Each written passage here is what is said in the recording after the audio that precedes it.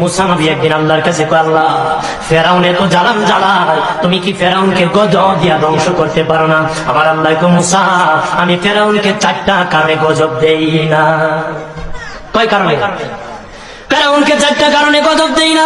1 নম্বর কারণ হলো, রে মুসা, সারাদিন ফেরাউন বলে আমি খোদা, আর রাত যখন হয়ে যায় জঙ্গলে যায় গল্লাম, আমি জানি তুমি খোদা, আমি খোদা না, কিন্তু আমারে মানুষ খোদা কইলে ভালো লাগে, খোদা কইলে ভালো লাগে। প্রভু তাই তুমি বিরক্ত হইয়া আমার উপর গজব দিও না। আল্লাহ বলে, মুসা রে, ওই ফেরাউনের রাত্রির দুয়ার কারণে আমি আল্লাহ তার উপর গজব দেই না। 2 নম্বর কারণ হলো, আরে মুসা তোমার মুখে দাড়ি, ফেরাউনের মুখে দাড়ি, তোমার পরনে জুব্বা, ফেরাউনের পরনে জুব্বা, তোমার মাথায় পাগড়ি, ফেরাউনের মাথায় পাগড়ি। আমি যদি গজব দিই, জুব্বার বেজ্জতি হবে, পাগড়ির বেজ্জতি হবে, দাড়ির বেজ্জতি হবে।